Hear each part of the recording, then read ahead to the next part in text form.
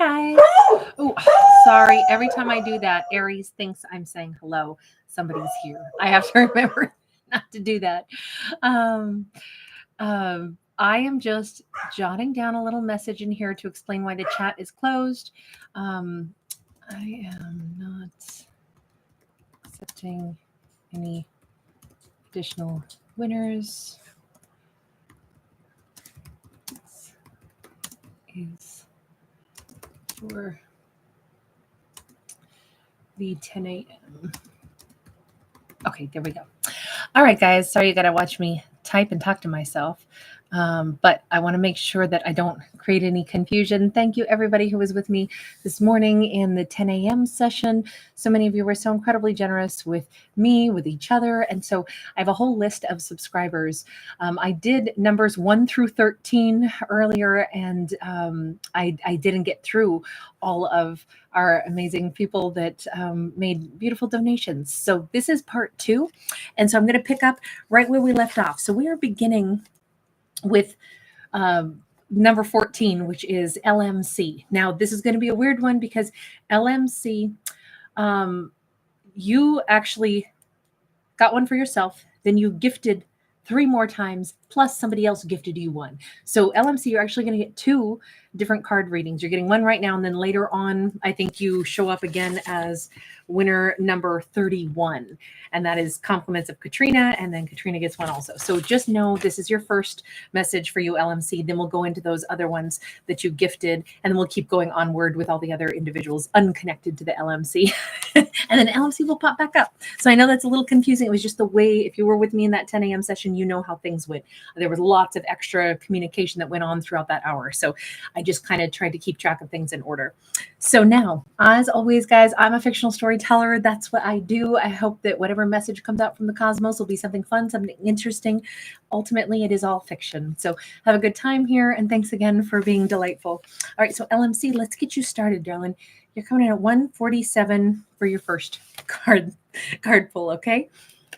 All right, so what is the message from the cosmos for LMC? And I chose a deck that has dragons on it for you as well. Very like present timeline. I don't know. I was just drawn to that. And there's a quartz crystal that he's wrapped around also. So maybe some good vibrations here. And we have a Knight of Pentacles. So the message says, take time maybe in the present moment. We actually have 3 clocks on that tree of life. To me, this is saying, even though perhaps there is a very important, I look at that, even though it's a clock and we should say 24 hours, maybe I should boil that down to like a 72-hour timeline. But to me, I always have looked at that tree of life like it's 3 years.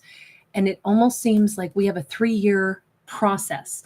Now, maybe the next 72 hours in particular are going to be times to really like savor. Could feel like things are moving in slow-mo, but there's a reason for it.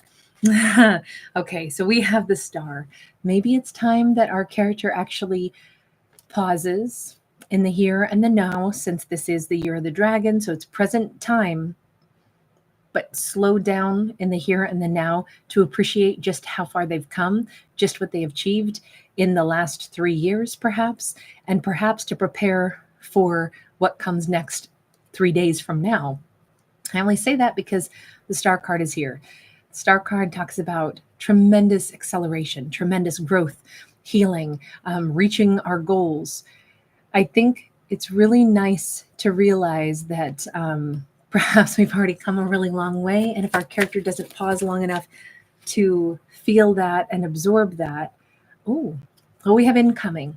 Our character is being encouraged to enjoy everything that they've already done and kind of maybe even recognize what a catch they are, because this says we have somebody appearing in their life. We have an incoming, possibly love offer, or this could just be an emotional offer. It doesn't have to be love. It could be platonic. It could be friendship. But I think for our character to get themselves into a headspace of welcoming energy, warming energy, knowing that they deserve this kind of energy, that's kind of what the encouragement is to pause long enough to reflect on maybe the good works that our character has done for others. I get this vibe of like somebody having been a healer, somebody having been, they had a lot to contribute to assisting others on their own journeys. And I think, I don't know, this could be like a healer, like a healthcare worker or an energy worker or mental health care worker or anyone who gives back. And I think it's important that they recognize how many lives they've touched. I think that'll put them in a good frame of mind to receive warmth and maybe love and support and admiration that is coming in for them. So it's really about preparing oneself to get in the right frame of mind to receive. That's really nice. I'm so excited now to see what that other story will be. All right, I'll see you again as person number 31. But for now, let's jump down to Connecting Humanitarian. So Connecting Humanitarian coming in at 509. This is courtesy of LMC. So Connecting Humanitarian, thank you so much for being here. Thank you for your lovely energy. All right, let's go ahead and get a message from the cosmos. Ooh, you got 3 cards as well. Okay. We have Ace of Pentacles. We have the Queen of Cups. And we have the 9 of Cups. We have fresh, new. This is somebody who's come to the end of one road in their life, is what the cosmos says.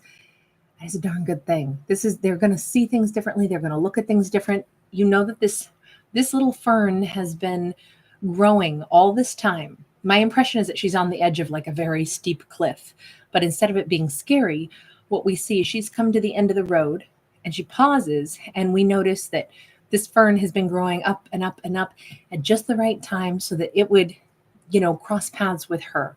This is the new beginning that she would not have been ready for prior to now. The cosmos says, just when we're ready to start fresh because we're ready to abandon an old belief system or an old way we've looked at ourselves, that tends to be just the moment when we look to our left, and guess what? There's our new opportunity.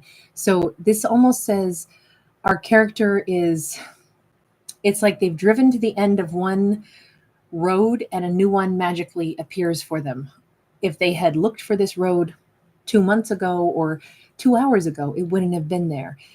If they had come to the end of this too soon, before they were ready, for example, they wouldn't have seen the opportunity for the new beginning. This is very much perfect timing. And I think this character is going to be so connected to the universe. It's like, oh my God, this is reinforcement that I can trust in the universe. The universe will provide just when I'm ready. This looks like our character could fall head over heels in love again. And if they had met somebody sooner than this, they would not have been open to it, because seahorses do mate for life. And she's holding the seahorse. And we have very much a, kind of like Aphrodite energy going on here. Somebody could love classical art, by the way. If this is a feminine, they may come across as exceptionally feminine. There's a strength, but there's also classical femininity to them. I think that the classical, carvings of gods and goddesses and a lot of the old sculptures showed the feminines as powerful and robust, but also with a very just like this softness, this allure, even in the sculptures that exist. It's like, oh wow, that's really beautiful female, but also super powerful. I think this is somebody really embracing that aspect of themselves. It doesn't matter if they're masculine or feminine. It just happens to show up as a feminine energy right now. Even her hair is like octopus tentacles, so very sensitive.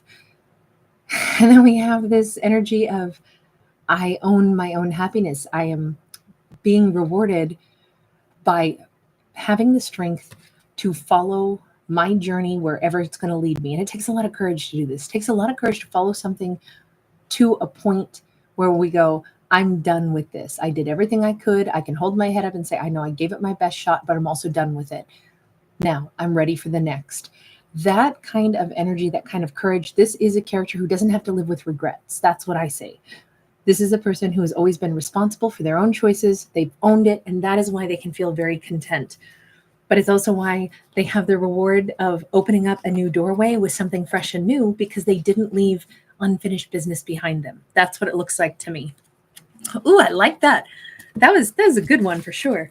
All right, next up, Justice Rising, coming in at 9:10. And Justice Rising, again, this is courtesy of LMC.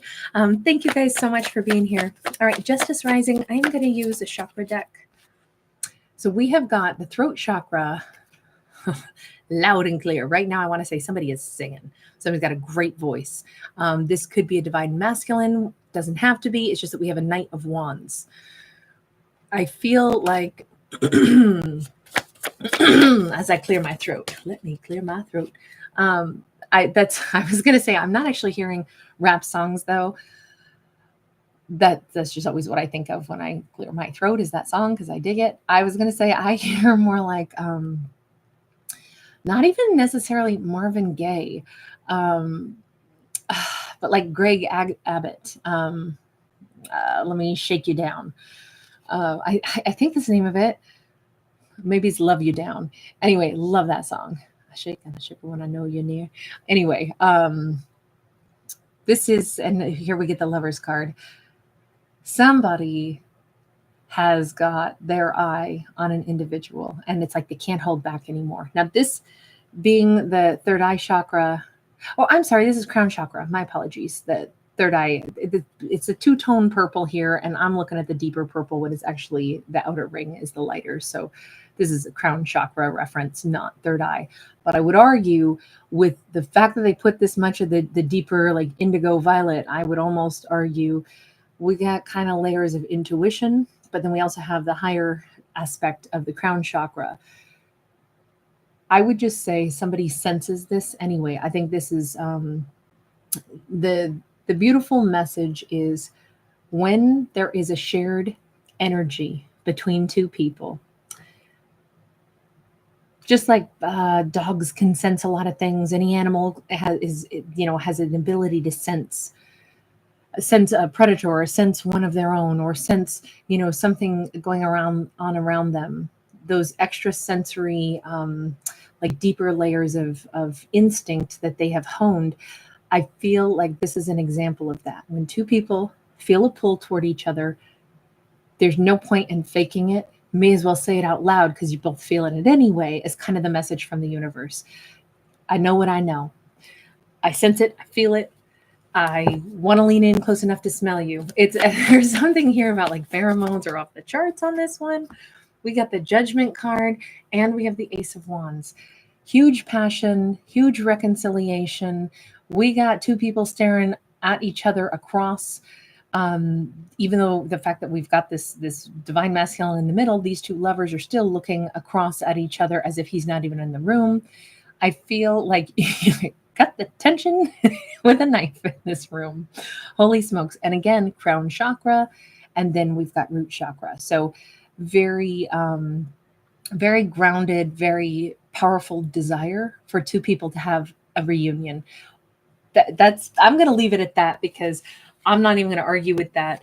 And I keep hearing, now I am hearing Marvin Gaye. I've also heard a whole bunch of Turn Your Light Down Low,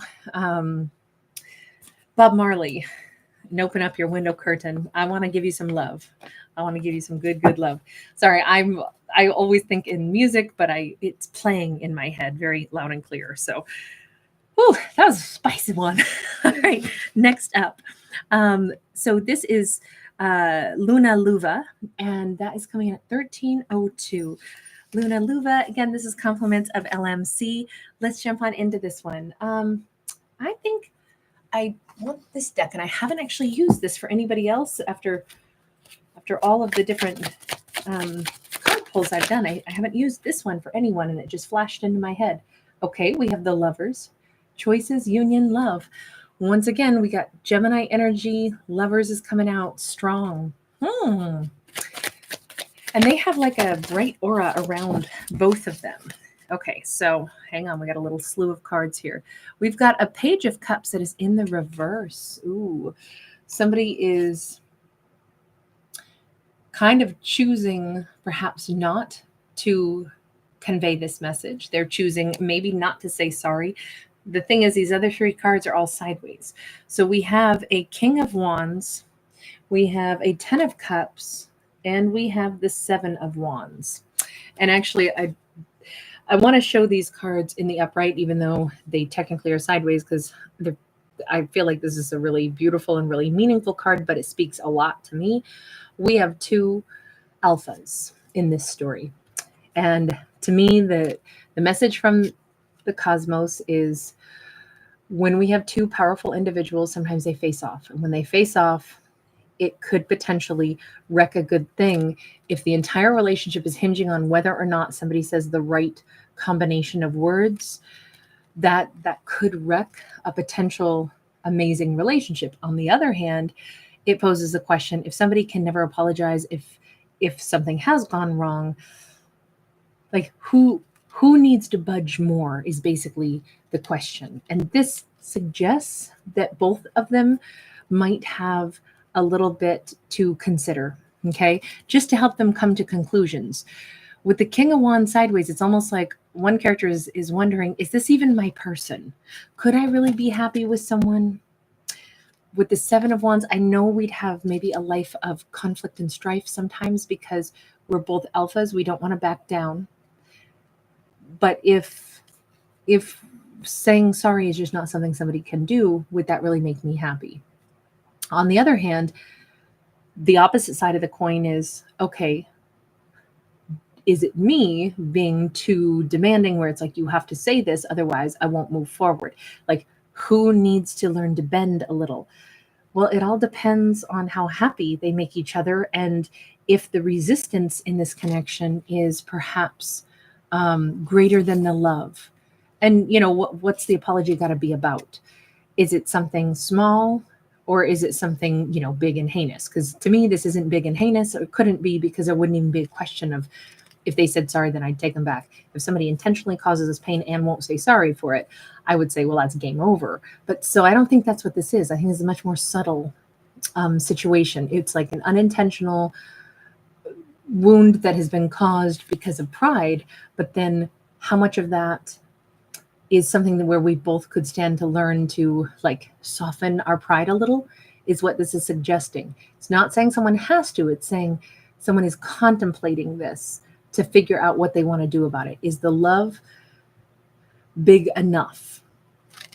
There's not a direct answer here. This is left sideways. It's just a contemplative time frame.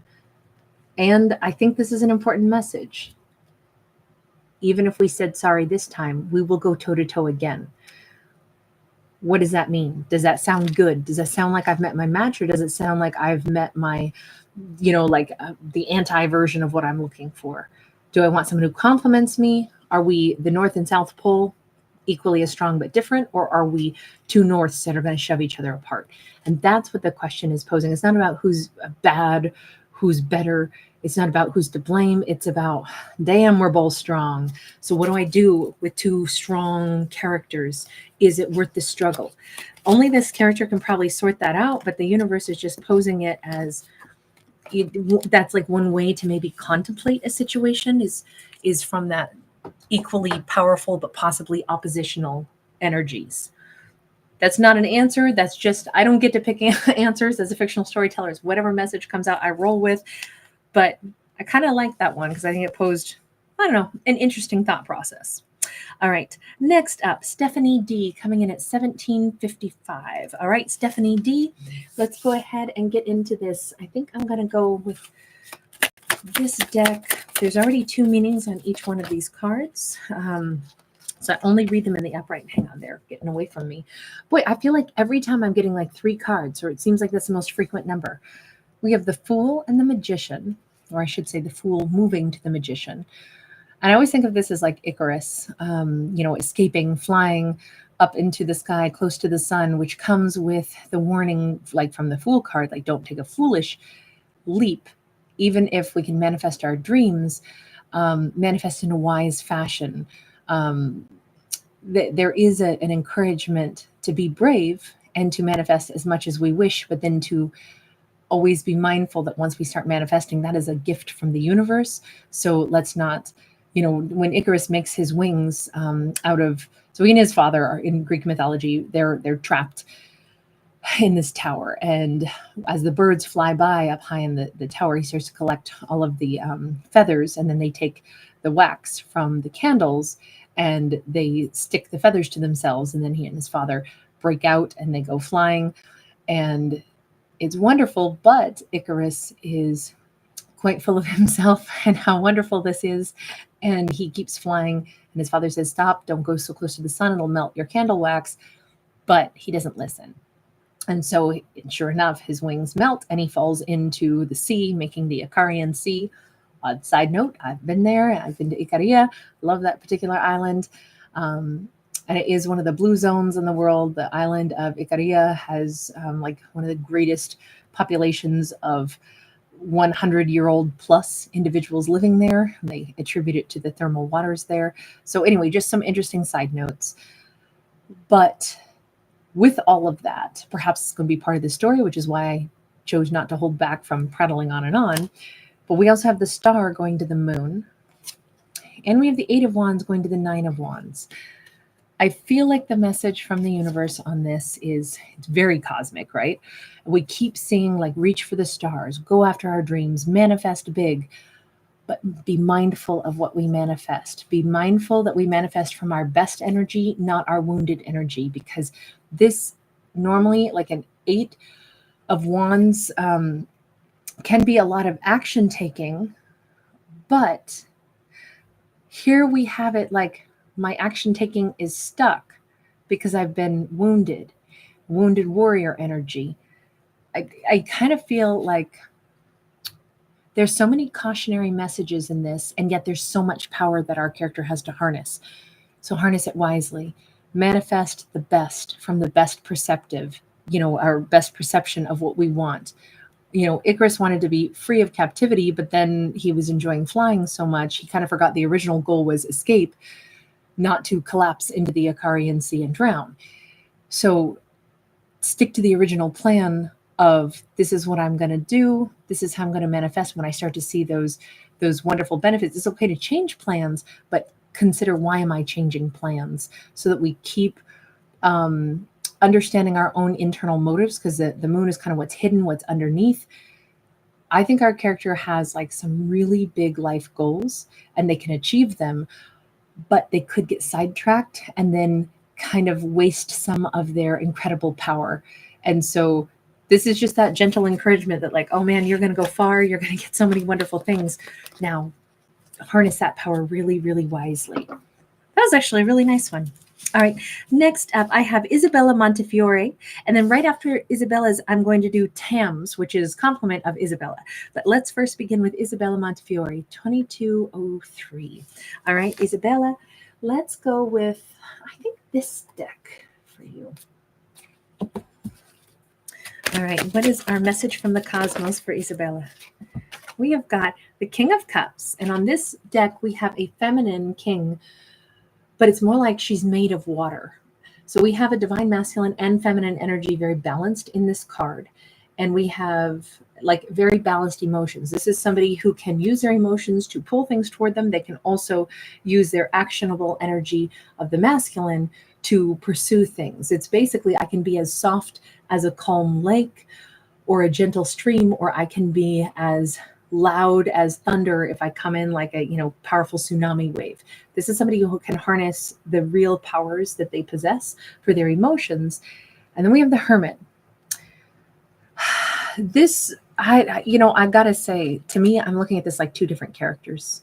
I'm looking at this like we have someone who has managed to harness their emotions. They have huge emotions. And I think that they are aware that someone, you notice how if we looked at these cards side by side, one is standing here, arms flung wide open. This is me. This is who I am. I don't apologize for who I am. I'm a loving, warm, wonderful person. And my love is big enough, but I, of course, will speak my mind and speak my heart. This person is isolated. They've turned their back. They're thinking about something other than those around them. They're on a personal journey. They're in a quiet headspace. And my impression right now is that we have a warm, wonderful, possibly divine feminine who has learned to, I'm hearing James Brown, this is a man's world, but it wouldn't be nothing without a woman or a girl. I'm a huge James Brown fan. Love that song. Hearing Jennifer Hudson and Tom Jones do that as a duet. That was awesome, by the way. But with this Hermit, Virgo energy, I gotta say, they are willing to open up their heart, their love, their emotions to somebody who's actually very closed off. And this person who's closed off is actually doing something that they must do, but it is causing heartbreak, or it is because of heartbreak. They are, I feel like this person is isolating themselves because of heartbreak without realizing there's somebody fabulous right here. If this is the message from the cosmos, hold on, we didn't get to the crux of it yet. I need one more on this before I can see what about this situation, because that's the scenario, but what does that mean? Two of Wands, Nine of Cups. This is a message that I think comes out pretty frequently when we get a collection of cards like this. One person's open, warm, and loving. The other person has retracted into themselves and they're working through a process of hurt and pain.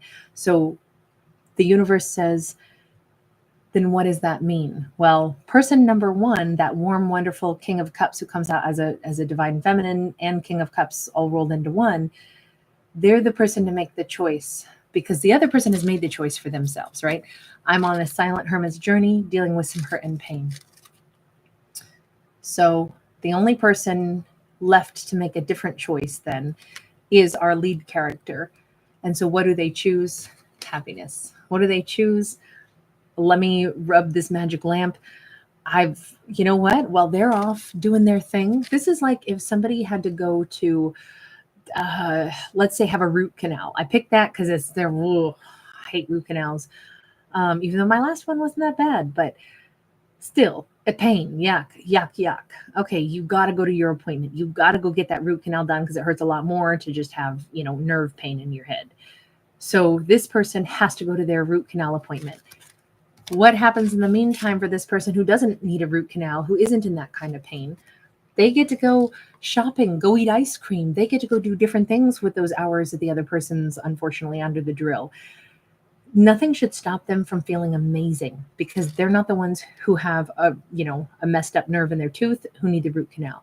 All they have to do is choose, like, oh my God, I don't have to do the root canal. This is awesome. I'm glad that one ain't me. I have nothing but time and energy to give to my own happiness. So let me have an awesome afternoon while the other person is unfortunately taking care of what they have to. And I think that's what the message here is. I think if our character can look at it that way, they're going to feel like they won the freaking lottery, because the contrast is, wait a minute, I'm loving, I'm kind, I'm happy, I'm healthy. I don't have to deal with a massive heartbreak. The other person who's turned away from me, instead of me feeling sad that they did that, I'm just glad they're handling what they need to, but damn, I'm glad it's not me who's got to go down that road. Okay, thank you, universe. That right there is a gift. And now I realize how blessed I am, and I'm actually in a really great mood, and I get to enjoy my time. At some point when that hermit is done with their journey, these two could reconvene when the root canal is over. But for right now, the universe kind of says, celebrate that you're not having the root canal done. I don't know if my metaphor there works, but that's the best way I could describe that. Anyway, thank you again, Isabella. All right, so next up, Tam, you are coming in at 2730. All right, so Tam, let's see. Tam, I'm going to use, again, a deck I didn't use for anybody else. This is a really oversized deck. It's very eclectic. It's very artsy. Let's see. We have got the Hanged One, and we got the Two of Swords. Okay, so we have a delay happening here, and we have a blockage.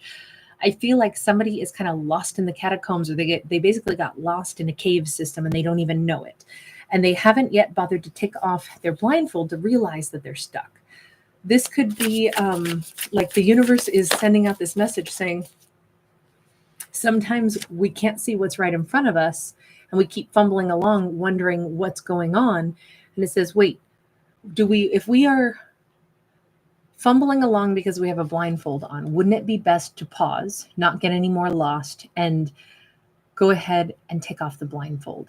Or if we're hanging upside down, why don't we pause, put ourselves upright, and then readdress our situation? So this all says somebody is not seeing the fact that there is a delay here that could be changed, but not if someone's unwilling to do it.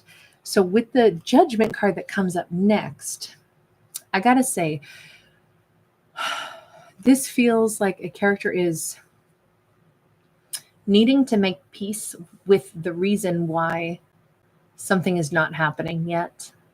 This is Pam though, and in Greek mythology, Pan is a very lusty little rustic god, and he carries around with him this pan flute because once upon a time he saw this little river nymph that he thought was so lovely, and he went to chase her, and she didn't want to be pursued by Pan, and so she got to her sisters, and her sister magically transformed her into one of the reeds that grew by the river, and he knew one of them had to be her. So when he picked one and blew across it, he noticed it made a little beautiful tune. So he said, okay, one of these has to be her, and I still really want her even if she doesn't want me. So he cut like somewhere between 7 and 9 depending on the story, strapped them together, and that became his pan flute. And because he still knows one of them is a beautiful nymph, he's seldom seen without his pan flute, only now she's like his muse. I kind of think that is the message here, is that what if somebody is our muse? The universe is asking for a character to look at a situation from a different lens. Instead of feeling stuck, instead of feeling like someone is stuck, let's use for an example, think of how many artists become like platinum record sellers, all because they had a heartbreak. And when they went through that heartbreak, they ended up writing a song about their experience or about their ex. Essentially, that heartbreak and that ex became their muse. Somebody who's resisting, somebody who's stuck. What if we look at that as one piece of our life story, and how does that life story actually impact us? Because making a decision about something and saying, I keep them in my heart anyway, like a piece of music, and they inspire me. They're the reason that I have actually been striving to do better, choose better for myself. I want something fabulous and wonderful in my life. I deserve somebody fabulous and wonderful in my life. So thank you for being I'm sorry, I'm going to sound rude, but I don't mean it as bad as it sounds. Thank you for being a little slow slug that can't seem to take off your blindfold and get moving, because honestly, you inspired me to move faster. I still carry, someone's energy in my life, but they've also been a huge muse for me to do more with my life and to achieve more, because this is the star. This is reaching for massive goals. This could be like, in another context, it could be like, this is why I'm getting my revenge body, because you know what, I just got sick and tired of somebody that was delaying, say this was about a romantic partner, somebody that just kind of like was a little apathetic or didn't put a lot of energy in, frustrated me. So now I'm going to the gym a lot to burn off steam. But the side note is, man, I'm looking tight, I'm looking good, and dang, for every time one person didn't seem to want to like put energy in, it made me want to put in double the energy to reach my goals. So sometimes blockages and things that seem to be delays can become our muse. That's the message I get off of that. All right, I'm going to leave that one there. Thank you again, Tam, for hanging out with me. Thanks for being a part of my world.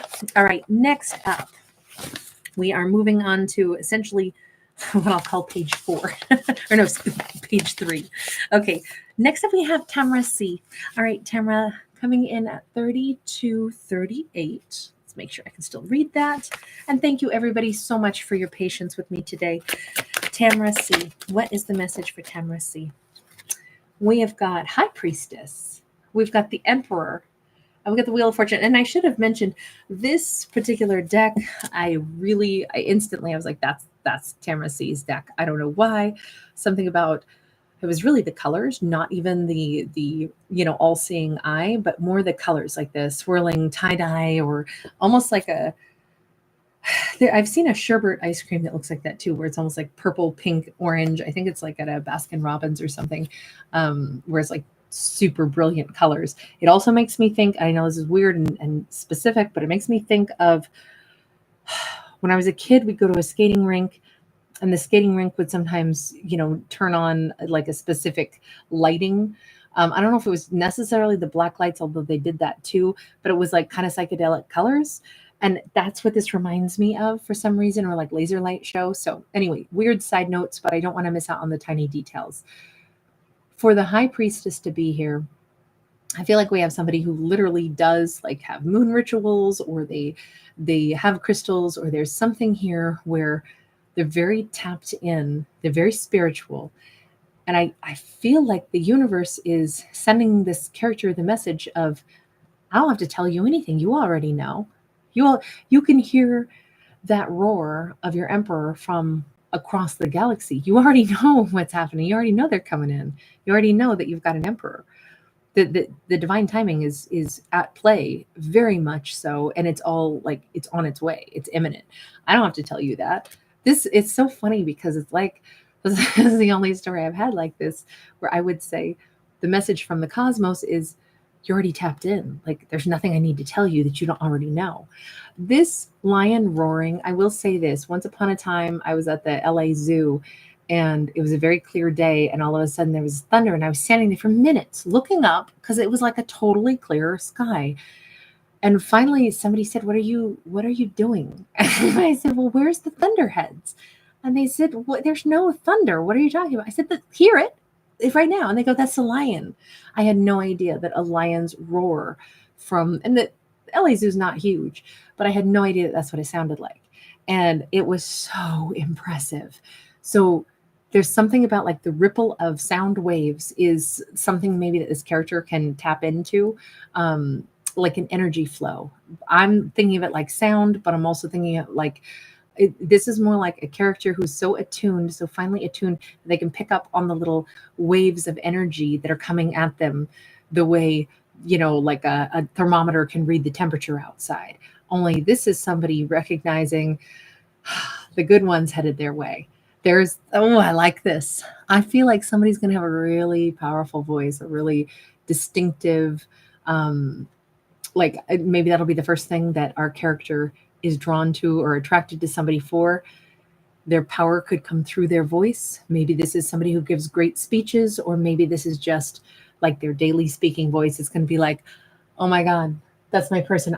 Where are they? I hear them. I haven't even met them, but I know that voice. I instantly am drawn toward." This feels very vibrational.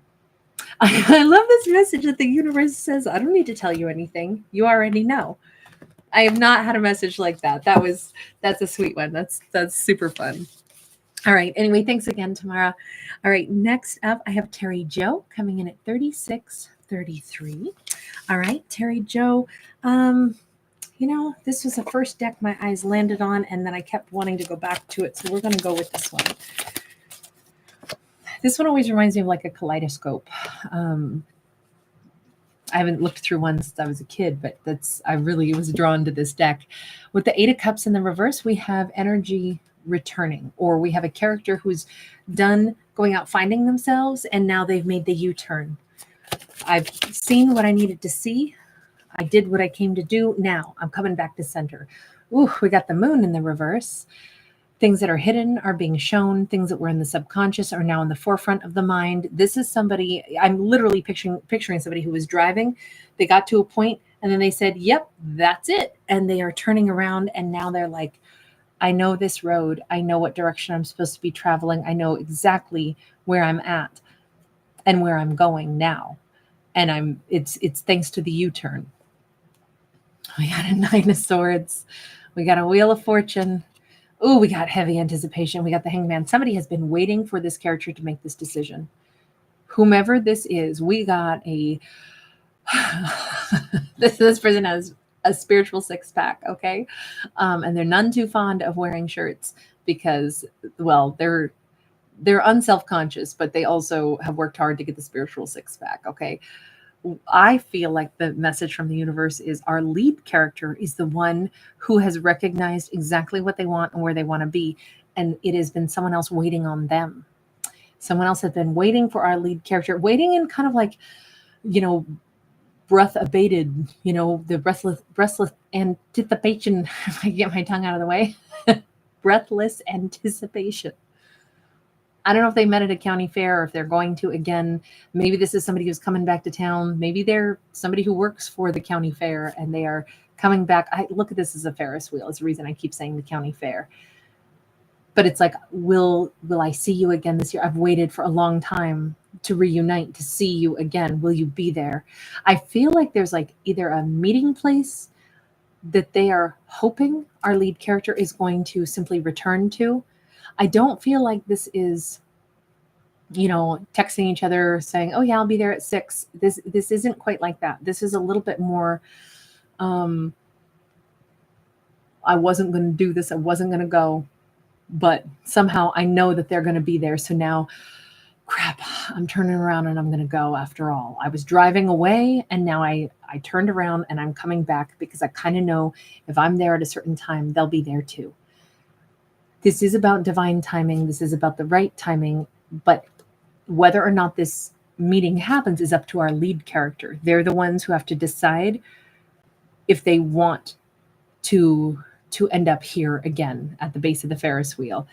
There's some special location, like a geographical location or an event, and it's like if I go, my cowboy is going to be there. Maybe this is like a rodeo combined with some kind of a, I keep feeling like fair, because of the Ferris wheel. But if I go, the chances are I'm going to see them. Do I want to do that? They're over here hoping. They're over here waiting and hoping. This feels very much like one of those stories where for people to cross paths at the right time, sometimes it seems like all the synchronicities that would have to go right. Is it even possible? And this says, well, if the timing is right and if the energy is right and if these all characters involved are hoping and waiting for the same thing. I mean, this could be as simple as somebody's kind of waiting an extra minute outside by their car because they're hoping that this person who got off work is going to somehow, drive through the parking lot the same way and pull up beside them and say, hey, have a good night. It could be a simple little conversation, but it's like, man, I'm hoping that we get that simple little conversation. I'm hoping that they're thinking about me like I'm thinking about them. I feel like there's a little,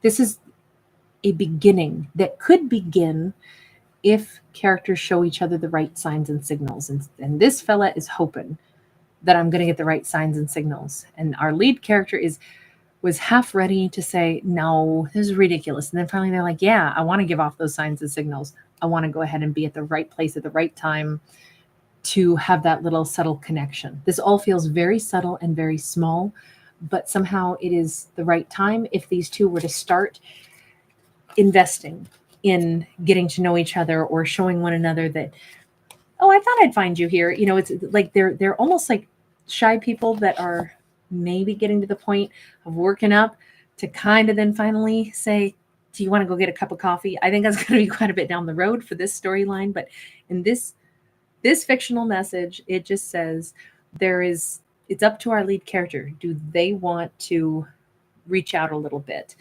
put the timing out there so that they can cross paths with someone who's hoping that that'll be the case? That's what it looked like to me. All right, I'm going to leave that one there. Hold on, we got the wrong card in the wrong deck. All right, next up we have Heather B coming in at 4214. All right, Heather B, let's see, what have we got? We have an owl eye on this, or at least I think of it as an owl eye, although technically I don't know why I say that. It could be a cat's eye too if you look close. That could be fur, but I've always looked at it first as the shape of the eye looked more like an owl to me, but I could be wrong. That could be a cat, huh? The mystery animal. We have a 10 of Pentacles. We have that, oh, thank goodness, I thought I failed to write down the time. We have a 10 of Pentacles with a 5 of Swords, with a 5 of Cups. Fives are numbers of change. So some things need to change is what the universe says, because we actually have something wonderful to start out. We have an entire empire that it's as if the universe is saying, if you'd like to have this empire intact, then perhaps a few things need to be addressed. If the empire is a facade, that maybe things aren't as perfect as it seems, then those things need to be addressed behind the scenes. Like, hey, I know I show up every day to work and I act like everything's awesome, but in all honesty, I'm having a lot of conflict with one of my colleagues. Do you think maybe we could, figure out like something to help cross-train them or something so that our days flow better? And then heck, if my feelings have been hurt, but I'm putting on a smiley face every day, that also, it's like, I don't want to have to hide how something is feeling. And I think that the message here from the cosmos is when there's something that has a potential to be amazing, it might also then be important enough to do the fine tuning and to make note of things when so that things don't fester and then destroy a good thing. But if we sweep stuff under the rug that's not making us happy, we risk perhaps crumbling everything. Now, this could also say, if a character has to bring up some things that make them less than joyful, this is a lion made of stone. This could be a difficult person to broach the subject with. They don't want to hear, this is not terrific, or I'm bothered by this, or I'm not being fully satisfied. That might be like, what do you mean I've given everything? It's like, wait. But that still doesn't mean that everything is, no matter how much somebody gives to us, we still have other needs, right? If somebody says, I'm going to make you a delicious, extravagant meal every night. Yes, but what if the idea of the extravagant meal is they don't think about calories at all? So everything has tons and tons and tons of delicious butter and high quality ingredients. But say we have a gluten issue and they make the most beautiful artisan breads and thick sauces and delicious items. They're pouring their heart into things, giving us so much. But what if it's like, I know, but I can't eat it because it's too much calorie for my dietary needs. And there's a couple of things that I'm allergic to. It's not that the food isn't wonderful. It's not that your effort isn't so appreciated, but there are still some things I'm lacking. That if somebody's not receptive to hearing, like respectfully, yes, this is wonderful, or it can be really wonderful, but I still have some other things that I need. That could be a tough conversation to have. Whew. Then we've got the Emperor. This is a better energy, though. We still see a stubborn energy because they're coming out as a badger. Ferocious, but also protective. So in this storyline, you know what it looks like to me? The suggestion is, if we're dealing with a proud person who has good intents and who wants to give, even if they'll have their feelings hurt, if they're told, I don't have everything I need, this actually says, but what if it was reframed in a way that they could hear it, which is, you are so incredibly giving, and what I needed or continue to need is like say this is somebody talking to their boss. It's like, you're so good at diplomacy and I'm struggling with this one aspect and I'm hoping you can help guide me. How would you handle this difficult colleague that I'm dealing with? Instead of saying, I'm not happy here, this is a toxic environment. I mean, that could be insulting to somebody who's done the best they could to develop a really great company. So instead, if we maybe find a way to talk to someone where we give them the compliment as well as let them know, these are the things I need because I'm not satisfied. But instead of saying, this is toxic, I don't want to be here, it's like, can you help me? You obviously care a great deal. You've created a great company. So I know how much you care about everyone, and I'm experiencing this problem. So how would you handle it? Can you guide me through this one? I'm really struggling with somebody, and how would you approach it if you were me? It just feels like opening up that dialogue. And then also, if it's like, well, I'm not getting everything I need, I'm not super happy, but I've been hiding it. It could be upsetting for someone to find out, like, why didn't you tell me sooner? And instead, it could be, there have been things that have been a struggle that I think are increasing. And now, even here at work, I'm a little bit overwhelmed or something. I'm just throwing out examples of how somebody can convey, what I want is your protection. What I want is all the grace and all the energy that you already produce. I'm grateful for it. And I want your energy in my world. Here's how I want your energy in my world because it's super valuable to me. Let me tell you what my needs are because I know you're so great at providing. It's like, it's what's the diplomacy involved in letting somebody know? Now, this could be the flip message also. Sometimes the way somebody says something can sound really hurtful, and it could be us where it's like, all I've done is give to you. How could you be so rude? How could you be so ungrateful? When maybe it's not that. Maybe if we could hear it in a different way, it's like, oh, wait a second. You're telling me this because you want my assistance. Okay, that's actually you being kind and supportive. You're asking me for something not telling me that I'm not good enough. And I think it's all in like hearing what someone is trying to say versus maybe the poor delivery of how somebody might say something. And so this is all about communication style, I think, and the diplomacy involved in making sure that there is appreciation and support being given. I think this is kind of probably a message that says it's a two-way street. To be able to find the right words to convey something is also dependent upon the individual being able to hear it. So, but I think diplomacy is the big message on that one. Hang on, we've got a wrong card in the wrong deck once again. All right, Heather, I'm going to leave that one there. Next up, Pam Roberts. Pam, you are coming in at 4951. All right, so Pam, let's go ahead and get you a message from the cosmos, whatever that may be. We have got Three of Swords, but it's tempered with the Ten of Wands. So Three of Swords does say, plain and simple, message from the cosmos is, I know that sucked. We got a white rose out here in the snow. So we've got an innocent that got left out in the cold, and worse, they got hurt by something that wasn't their fault. And the acknowledgement first and the validation is that wasn't fair. Whatever happened was not fair. But don't hold on to the thing that wasn't fair only because you deserve better. Don't have to keep growing out there where it's an ice cold frozen tundra.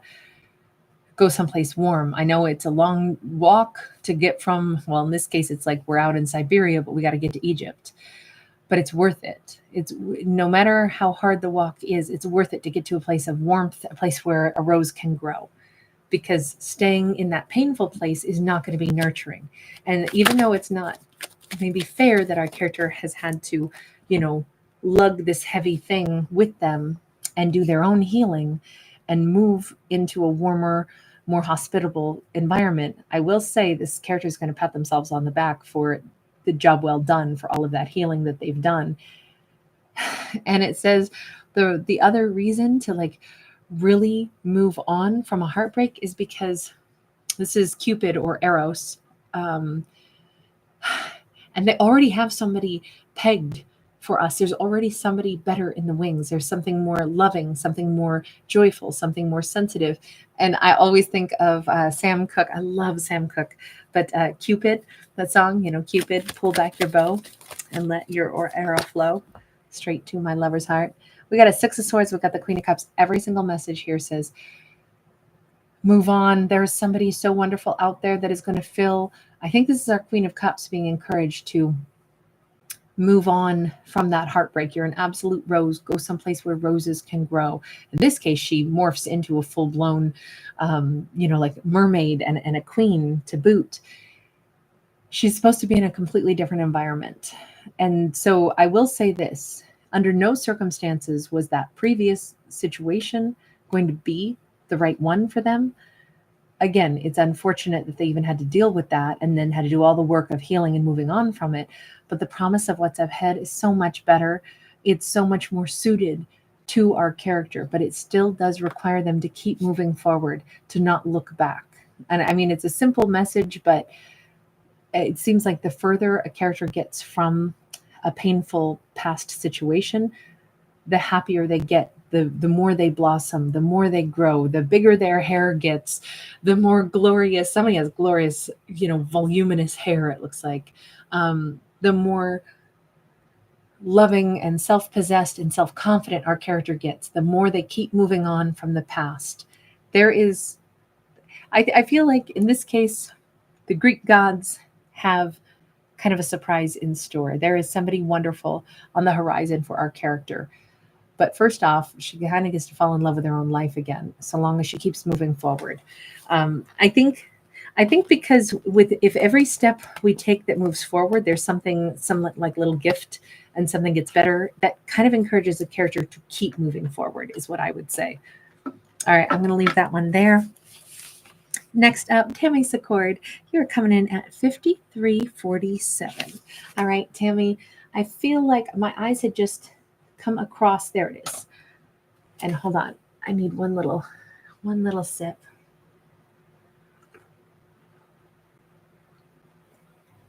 All right, here we go. Tammy, let's see what we got for you, my dear. By the way, I will, of course, timestamp all of these at the end. We have the Fool card sideways.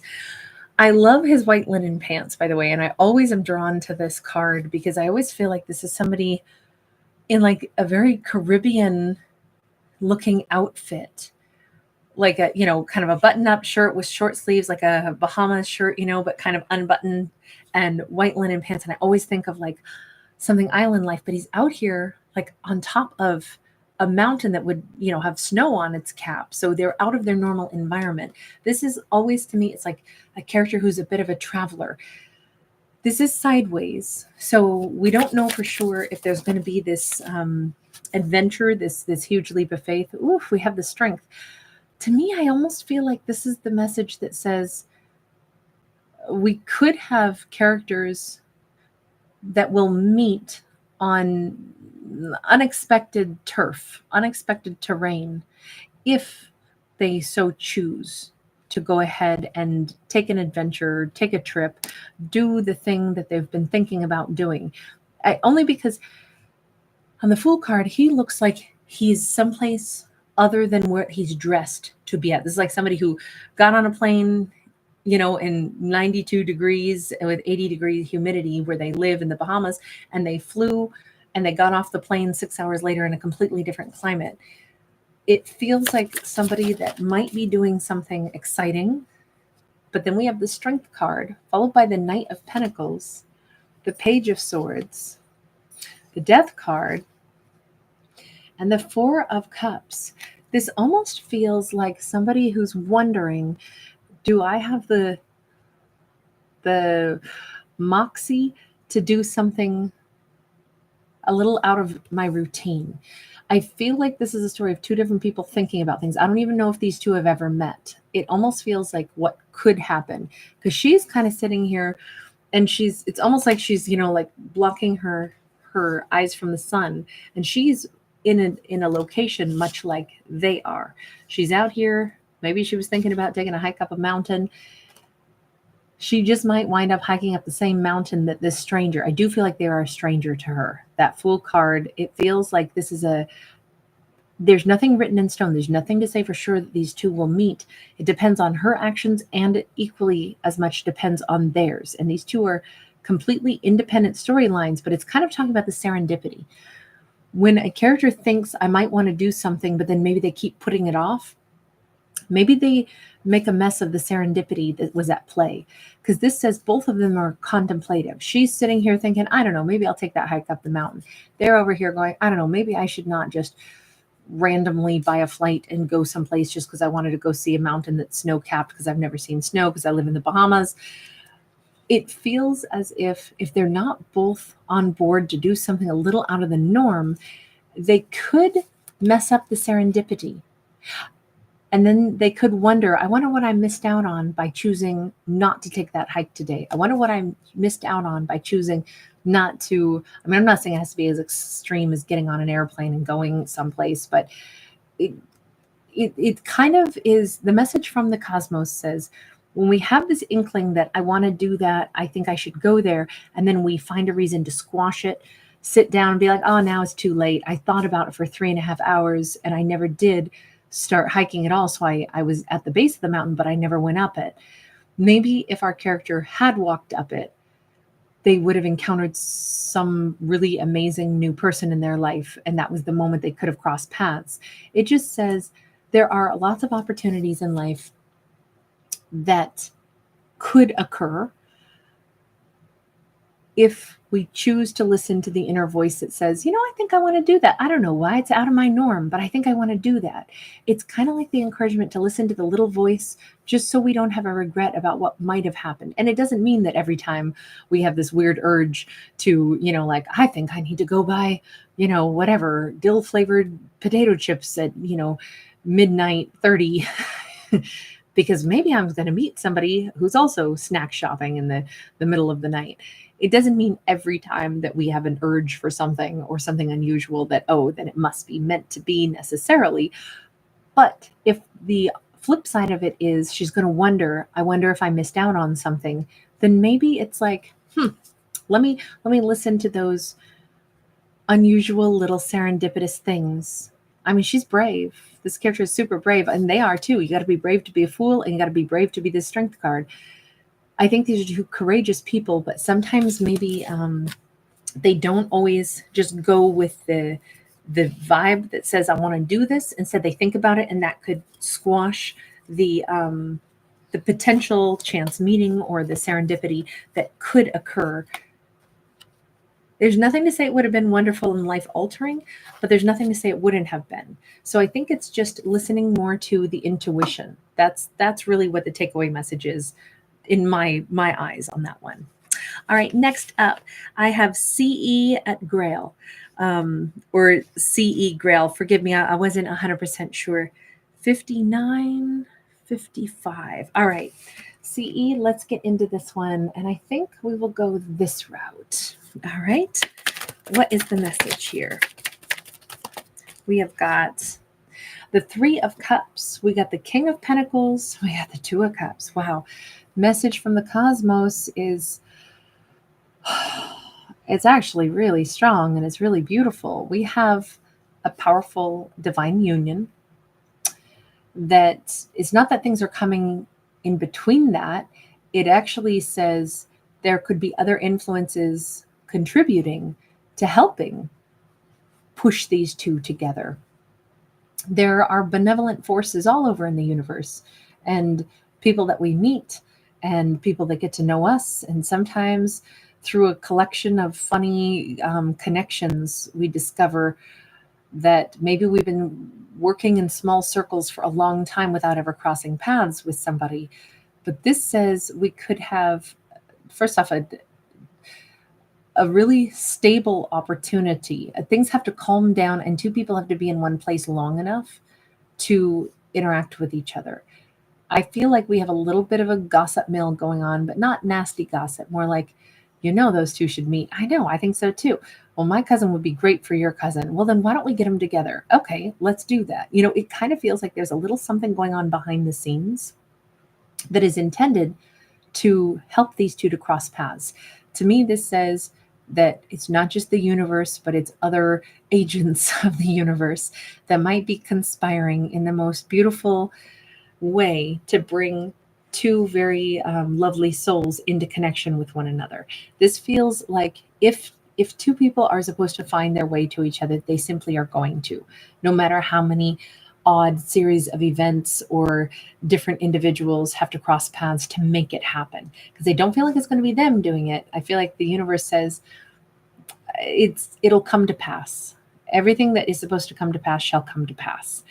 It's just an interesting thing, because we got this. I need one more on that for the King of Pentacles. We've got, because I feel like a boss could be involved now too. Seven of Wands. You notice that normally Seven of Wands is how we overcome obstacles. The wands can be looked at as obstacles, but they're all sprouting flowers. There is a resolution to this. Again, I think that there's going to be someone who either this is the ground on which they meet. This is the way in which two people meet. I think there has been other potentials of how these two should be meeting, and then finally it happens because of the actions. Maybe this is a boss. Maybe this is even if a bunch of friends were trying to orchestrate the meeting between these two, interestingly enough, it might actually be a boss who makes it happen. Or this could have been someone who technically was like, oh, I don't agree. I don't think they'd be good together. And yet they end up being the agent of the opportunity or the change that brings these two together. Because again, it doesn't matter how much we block something. If these two are still energetically drawn, they're going to find their way to each other. But I feel like it's almost like I'm watching a pinball machine, where it's like, you flick the little ball and it bounces and you're like, okay, where's it going to go now? Which side? How's it going to hit? What's it going to bounce off of as it works its way through the machine? And it's almost a little unpredictable, but the end goal ends up being the same. These two are coming into a union. This Two of Cups is coming into a union. Despite all of the detours and all of the weird back and forth and all the other people, it still comes back to these two at the end of the day, or at the end of the game. Actually, that was nice. All right, next up, OM, you're coming in at 10408. All right, OM, let's go ahead and see. I'm going to go, yes, I'm going to go with this deck. This one is a little bit artsy and oh my. Okay, so we got a cluster here. It's a little darker themed too, little thematic. So we have a 7 of Wands, we have a 10 of Swords, we have an 8 of Swords, we have a Page of Swords, we have the Tower, the Judgment, and the 3 of Wands. Holy smokes, we just went through an entire, like, I feel like we just watched a mini series in, this collection of cards. So we have the cosmos is saying, okay, I know this chapter of life has been like a film. There was blockage, there was conflict, there were endings, there were painful endings, there was destructive moments. And then, despite all of this, even though it was all over, it was all we wrote, it was all said and done, it was, I'm never going back. It was, stuck and then ended and over and all of these things. And I'm healing and I'm learning what happened and I'm letting it go. And then bizarrely, just when we think it's over, it's not over. Just when we think something is kaput, the universe says, no, that's when we're ready to breathe life back into it. Surprise. It's like if we watched a whole season of something and then it ends and it turns out it ends on a cliffhanger and now we got to watch the next season. That's what this story says, because the future is what we end with. We see what happened in the past. We see everything ended, but then we see it coming back to life. We see a connection being resurrected. We see a person from the past showing back up, the person we said we never talked to again, the thing that was over and done. And now here we go with a new potential of what it could look like in the future. It's only because something came to a complete and utter ending. It had to go that way. It had to be over, done before it even had a potential of something perhaps being looked at again. A story had to play out and be finished before we could ever consider looking at it again. Almost like, if you say listen to a song way too many times because you loved it, then it was like, oh man, and now it's like, I can't even hear that. And you got to wait 5 years. And then you hear it and you go, oh, I love this song. There we go. But now this time, maybe we love it for a different reason. Before we loved the thump and beat. Now we actually really appreciate it for the lyrics. I didn't used to care about lyrics at all. I only cared about the beat. And as I've aged, I've changed my mind. I listen to songs, and some songs that I used to not like, I love the lyrics, so now I enjoy them. And before I was like, it's played in a minor key. I don't dig it. I don't like the vocal tone, whatever it is. Now it's like, but listen to the lyrics. So we can change our opinion about something when we're able to look at it from a whole different view. But I do think something had to end wholly and completely before it could ever be reconsidered. And I don't think that our character would have seen this coming. And they don't know what's up ahead. They only know, at least according to the message from the cosmos here, it simply says the future is not written. So however we want to write the next chapter of the story is very much up to our individual. And it looks like it's up to her. And just because we have a feminine here, she does have like a little burned out torch, and she has a skeleton in the other the hand. But I gotta say, she's not afraid of anything. This is like, what do you mean? I've already been down the darkest road with this storyline. Now I'm in charge of how it goes, and it's going to go better this time. There's a lot of potential here. There's a lot of potential for a different story, for a different outcome, for a whole rewrite, or like I say, a whole second episode. Maybe that's nice, maybe that's not, but that's what we got on this one. All right, shout out to my mate in London. This one is for you, darling. 10833. All right, so my dear, let's go with, there's a deck I specifically want, and where is it? There it is. Hi, baby ducks. Hi. I can't believe this, but we're not done with everybody's yet. I still have 10 more to do after this. And so I may have to do a part 3 because if Aries is in need of me, he does not have thumbs, so he has to go outside. But let me finish this one up briefly. We've got 8 of Cups and King of Cups. This to me looks like our character has known for a while that it's time to move forward. They have known for a while that it's time to progress. It's time to go. But the reason their spirit already wants to move forward, even if they're still technically standing in one spot, is because they already sense that there's something up ahead, something better, someone kinder, someone softer.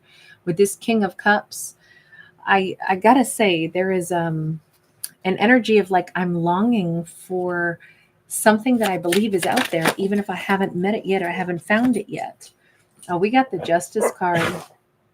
We have the Two of Wands, and we have the Knight of Cups. All of this, come here, baby. All of this says it is right, perhaps, for our character to allow themselves to choose a different avenue, to choose something that they want. That is, it almost feels like they kind of feel a bit of guilt about wanting to go down a different road, but it almost is challenging them to say, but why would we feel guilty for doing the thing that we're supposed to do, which is choose where we belong in life and choose where we no longer belong in life? This to me looks like the universe is supporting our character in the path that they need to go down for themselves, especially for their emotional satisfaction. This feels like our character, it's like it's been a while since they had an emotional support or an emotionally satisfying situation. And I think that they have a lot of love to give, and they've wanted to be able to express themselves in a more open and free way. This feels like they've been in kind of a confining space. You know, even here she's dressed in red, but in the other like alternate life, she's dressed in white. It's almost like somebody is saying, God, I wonder how different my life could be if I had chosen a different path. And now it almost seems like they're saying, but who says I can't choose a different path? Who says I can't change my career path? Who says I cannot choose a different romantic partner? Why, if I've made one choice, am I prohibited from making a different one? Who said that? You choose once and that's where you stay for the rest of your life. Who made those rules? Probably our character did. And this is kind of challenging our character to allow themselves to alter their choices when their heart changes, when their needs change. You know, I have to change Aries' diet because he gets kibble and he gets meat.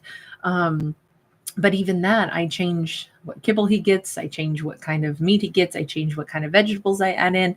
You know, he shows me sometimes what he doesn't like. And I don't want him to only have one thing his whole life. So if not even I would feed my dog one food his whole life, that's a pretty tall ask for, you know, humans to have to be allowed only one choice in life, and they can never, you know, they can never go down a different route for things that they may now be hungry for. So I think this is more the message from the cosmos is our character is more or less permitted to make changes or grow in and out of things that they do or do not want. That can be a tough thing, though, for a character to allow themselves the permission to change. And that's what it looks like to me on that one. All right, you guys, please forgive me that I have to drag this out and come back in for part 3 where we'll wrap this up. I will be back as soon as I can, but my pup needs a moment outside and he'll probably demand at least a half-hour walk. Otherwise, he'll disrupt us again. So I will be back for part 3. I apologize. I did not expect it to go this route, but his needs are above my own by a long shot. So I will see you guys again very soon. I will timestamp these and then we'll be back on as soon as I possibly can. Better give me 45 minutes to an hour knowing my blue healer. Bye, guys.